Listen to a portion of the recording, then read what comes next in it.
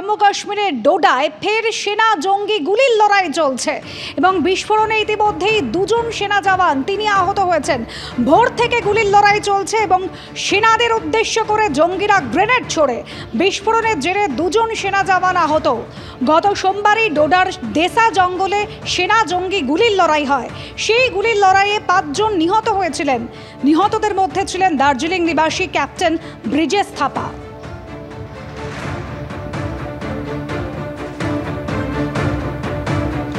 জম্মু কাশ্মীরে ডোডা ফের উত্তপ্ত, ফের সেনা জঙ্গি গুলির লড়াই।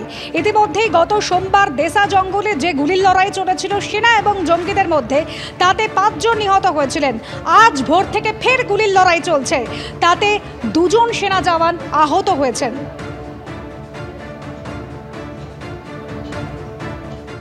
ছত্তিশগড়ের বিজাপুরে মাওবাদী হামলা, আইডি বিস্ফোরণ হয়েছে। যে বিস্ফোরণের জেরে 2 জন এসটিএফ জওয়ান নিহত হয়েছেন। বিস্ফোরণে আহত হয়েছেন 4 জন জওয়ান। অপারেশন সেরে ক্যাম্পে ফেরার সময় জঙ্গি হামলার ঘটনা ঘটে। হামলার পর এলাকা জুড়ে তল্লাশি চালানো হচ্ছে। ছত্তিশগড়ের বিজাপুরে মাওবাদী হামলার ঘটনা, আইডি বিস্ফোরণে 2 এসটিএফ জওয়ান নিহত। আহত হয়েছেন আরও 4 জন জওয়ান বিস্ফোরণের জেরে। অপারেশন সেরে জওয়ানরা ফিরছিলেন, ক্যাম্পে ফেরার সময় জঙ্গি হামলার ঘটনা ঘটে। হামলার পর এই মুহূর্তে এলাকা জুড়ে তল্লাশি চলছে।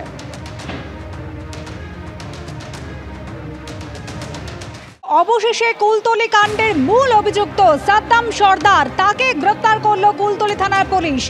একই সঙ্গে সাদ্দাম সর্দার তাকে আশ্রয় দেওয়ার অভিযোগে সিপিএম নেতাকেও গ্রেপ্তার করা হয়েছে। ধৃত মান্নান খান চুপড়িঝাড়া গ্রাম পঞ্চায়েতে সিপিএমের অঞ্চল কমিটির সদস্য, এমনই দাবি করা হচ্ছে তৃণমূলের তরফ থেকে। সাদ্দাম সর্দার গ্রেপ্তার হয়েছে, মান্নান খান সিপিএম নেতা, তাকে গ্রেপ্তার করা হয়েছে। কিন্তু এখনও অধরা সাদ্দামের ভাই সাইরুল সর্দার, যার বিরুদ্ধে পুলিশকে লক্ষ্য করে গুলি চালানোর অভিযোগ পর্যন্ত রয়েছে। সরাসরি চলে যাব, সৌমিত্র রায় আমাদের প্রতিনিধি রয়েছেন আমাদের সঙ্গে।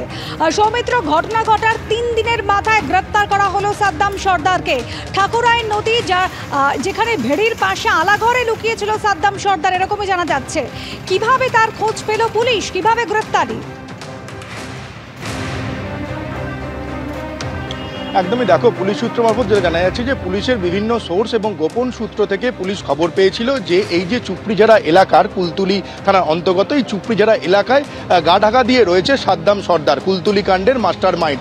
সেই খবর পাওয়ার পর তুমি জানো যে গত সোমবার পুলিশ যখন তাকে গ্রেপ্তার করতে গিয়েছিল, পুলিশের ওপর আক্রমণ করা হয়, পুলিশকে লক্ষ্য করে গুলি করা হয়, গুলি চালানোর অভিযোগ উঠেছিল। এবং তারপর থেকে পুলিশের কাছে এটা একটা বিরাট চ্যালেঞ্জ হয়ে দাঁড়িয়েছিল যে এই কুলতলি কাণ্ডের যে মাস্টার মাইন্ড, মূল অভিযুক্ত সাদ্দাম সর্দারকে গ্রেপ্তার করা। তারপর থেকে আমরা দেখেছি যে গত 2 দিন ধরে পুলিশের তরফে, কুলতলি থানা পুলিশের তরফে কুলতলির বিভিন্ন গ্রাম কোনায় কোনায় একেবারে চষে ফেলা হয়েছে, চিরুনি তল্লাশি চালানো হয়েছে এই সাদ্দাম সর্দার এবং তার ভাইকে গ্রেপ্তার করার জন্য।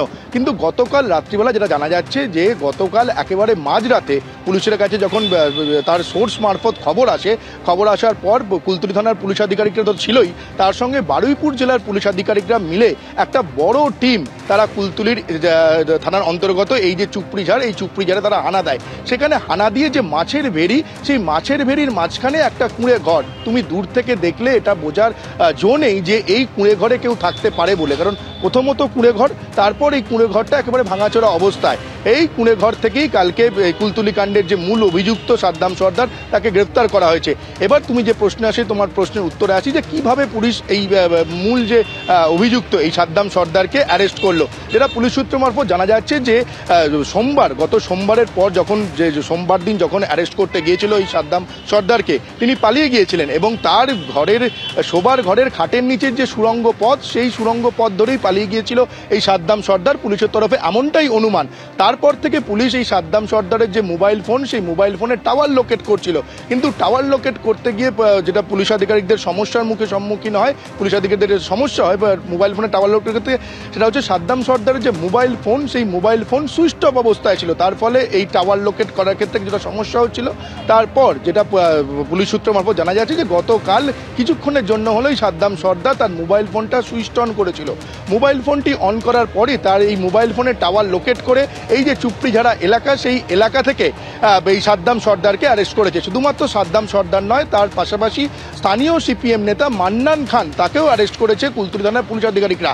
পুলিশের একটা একাংশ যেটা মনে করছে যে এই যে কেন অ্যারেস্ট করা হলো মান্নান খানকে, তোমাকে আমি এটা বলে রাখি অনুসুয়া, সেটা হচ্ছে এই মান্নান খান স্থানীয় যে সিপিএম নেতা, তৃণমূলের তরফে যেটা দাবি করে। এখানে আসতে চাইবো, এই সাদ্দাম সর্দার, তার আশ্রয়দাতা হিসেবে সিপিএম নেতা মান্নান খান, তার নাম উঠে আসছে এই গ্রেফতারে, এবং সিপিএম নেতা মান্নান খান কিভাবে তাকে আশ্রয় দিত স্থানীয় তৃণমূল বিধায়ক তিনি কি বলছেন শোনাবো।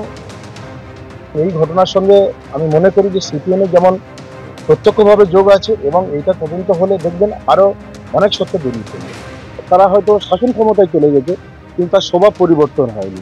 কারণ সেই জায়গা থেকে তারা এখনো পর্যন্ত বিভিন্ন এলাকায় কীভাবে অ্যান্টি সোশ্যাল বা সমাজের যে সমস্ত ক্ষতিকারক দিকগুলো আছে, এই যে চুরি ডাকাতি রাহাজানি, সেই সমস্ত দিকগুলো যারা মূলত করে তাদেরকে প্রশ্রয় দেয় এবং আশ্রয়ও দেয়। এই ঘটনার সঙ্গে যারা যারা জড়িত আছে তাদেরকে অবিলম্বে গ্রেপ্তার করবে এবং দৃষ্টান্তমূলক শাস্তি দেবে, এবং এদের পিছনে যে সমস্ত পার্টির নেতৃত্বরা আছে তাদেরকে আমরা পুলিশকে বলবো তাদেরকেও ধরে যেন দৃষ্টান্তমূলক শাস্তি দেওয়া হয়।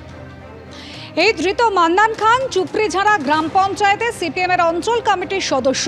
সাদ্দাম সর্দার কুলতলি কাণ্ডের মূল অভিযুক্ত, যাকে গ্রেপ্তার করা হয়েছে, তার আশ্রয়দাতা হিসেবে একেও গ্রেপ্তার করা হয়েছে। সিপিএম নেতা শতরূপ ঘোষ কিভাবে দেখছেন শুনুন। এখন দেখুন, সিপিআইএম এর বিরুদ্ধে বহু অভিযোগ, বহু চক্রান্ত, বহু কিছু আমরা গত 13 বছরে দেখেছি। যদি সত্যি আমাদের পার্টির কেউ ন্যূনতম কোনো সংসর্গে থাকে এই ধরনের কোনো ঘটনার, তাকে পার্টি ওই ছোট্ট ছেলে ভুল করে ফেলেছে বলে আড়ালও করবে না, আর তাকে এসএসকেএম এ ভর্তি করিয়ে পুলিশের হাত থেকে বাঁচানোর চেষ্টাও করবে না। নিজেদের গা থেকে দায় ঝেড়ে ফেলার জন্য যদি এখানে সিপিএম করেছে, ওখানে অমুক করেছে, সেখানে তমুক করেছে, এই সমস্ত অছিলা ওরা করে, এই সমস্ত অজুহাত ওরা করে, তার বিরুদ্ধেও কিভাবে লিখিত হয় আমরা জানি। যদি একটা ঘটনাকে এখন অজুহাত হিসেবে দাঁড় করিয়ে নিজেদের দায় ঝেড়ে ফেলা একদিকে, অন্যদিকে এইটাকে ব্যবহার করে সিপিএম এর লোকেদেরকে ধরে ধরে জেলে ঢোকানো চক্রান্ত যদি আপনারা করেছেন, আপনাদের চক্রান্তের বিরুদ্ধে যেভাবে এর আগেও রাস্তায় লড়েছি, এবারও রাস্তায় লড়বো। আবারও চলে যাব, আমাদের প্রতিনিধি সৌমিত্র রায় রয়েছেন আমাদের সঙ্গে। সৌমিত্র, সাদ্দাম সরকার, তাকে গ্রেপ্তার করা হলো, নকল সোনা কারবারের মতন গুরুতর অভিযোগ রয়েছে, এমনকি জাল নোট কারবারি, বেআইনি অস্ত্র কারবার চালাতো এই সাদ্দাম সরকার দীর্ঘ 15 বছর ধরে। এই সমস্ত অভিযোগ উঠে আসছে। আজ তাকে আদালতে পেশ করা হবে, কখন তাকে পেশ করা হবে আদালতে? একই সঙ্গে তার ভাই তো এখনো অধরা। হ্যাঁ দেখো, তার ভাইয়ের বিরুদ্ধেও কিন্তু অভিযোগ রয়েছে। গত সোমবার যখন পুলিশ গিয়েছিল এই কুলতলি এলাকায়, তখন তার ভাই পুলিশকে লক্ষ্য করে গুলি চালায়, এমনটাই অভিযোগ। ফলে তার ভাই এখনো পর্যন্ত অধরা রয়েছে। পুলিশ যেটা জানাচ্ছে, কুলতলি থানার পুলিশ আধিকারিকরা জানাচ্ছে যে তার ভাইয়ের খোঁজে এখনো পর্যন্ত তল্লাশি চলছে। ঠিক যেমনভাবে এই সাদ্দাম সর্দারের খোঁজ চালানো হয়েছিল, ঠিক তেমনভাবেই কুলতলির বিভিন্ন এলাকা, একেবারে কুলতলি গ্রামের বিভিন্ন কোনায় কোনায় তার ভাইয়ের খোঁজে তল্লাশি চালানো হচ্ছে। এবার তোমাকে বলে রাখি, এই যে সাদ্দাম সর্দার, তাকে এই মুহূর্তে তিনি রয়েছেন কুলতলি থানায়, একেবারে তাকে জিজ্ঞাসাবাদ পর্ব চলছে। তারপর তার মেডিকেল করে তাকে আজই বারুইপুর কোর্টে পেশ করা হবে, এবং যেটা মনে করা হচ্ছে যে তাকে পুলিশি হেফাজতে চাইতে পারে পুলিশ, এমনটা জানাচ্ছে। কিন্তু কোন সময় এই কুলতলি থানা থেকে তাকে বার করা হবে এখনো পর্যন্ত পুলিশের তরফে কিন্তু চূড়ান্ত সময় জানানো হয়নি। এবং তোমাকে বলে রাখি, এই সাদ্দাম সর্দারের বিরুদ্ধে গত 15 বছর ধরে, 1-2 বছর 3 বছর নয়, গত 15 বছর, অর্থাৎ সময়টা দীর্ঘ সময় ধরে তার বিরুদ্ধে একাধিক অভিযোগ। সেটা হচ্ছে যে পুরনো সোনা, নকল সোনা প্রতারণা, তার পাশাপাশি যে জাল নোট, সেই জাল নোট কারবারি, এরকম একাধিক অভিযোগ তার বিরুদ্ধে ছিল সাদ্দাম সর্দারের বিরুদ্ধে। সেই তারই খোঁজে যখন গত সোমবার কুলতলিতে তার বাড়িতে হানা দেয় পুলিশ আধিকারিকরা, তাই পুলিশের ওপর আক্রমণ হয়, পুলিশকে লক্ষ্য করে গুলি চালানোর অভিযোগ ঘটে। তারপরই কিন্তু পুলিশের কাছে একটা এই যে কাজ, সাদ্দাম সর্দারকে অ্যারেস্ট করা পুলিশের কাছে একটা কঠিন চ্যালেঞ্জ হয়ে দাঁড়ায়। তারপর আমরা দেখেছি যে গত 2 দিন ধরে কুলতলির বিভিন্ন জায়গায় পুলিশ আধিকারিকরা তার খোঁজে তল্লাশি চালাচ্ছিল, এবং পুলিশের যে বিভিন্ন সোর্স রয়েছে, সেই সোর্স মারফত এই যে সাদ্দাম সর্দার, তার উপরে নজর রাখা হচ্ছিল। সেই নজর যেমন রাখা হচ্ছিল, তার পাশাপাশি সাদ্দাম সর্দারের মোবাইল ফোনের টাওয়ার লোকেট করারও চেষ্টা করছিলেন কুলতলি থানার পুলিশ আধিকারিকরা। সেই কুলতলি থানার পুলিশ আধিকারিকরা যেমন ছিলেন, তার পাশাপাশি বারুইপুর জেলার পুলিশ আধিকারিকরা গতকাল গভীর রাতে খবর পেয়ে একটা বিশাল টিম এই চুপড়িঝাড়া এলাকায় যায়, এবং তারপর গ্রেপ্তার করা হলো সাদ্দাম সর্দারকে। অনেক ধন্যবাদ সৌমিত্র।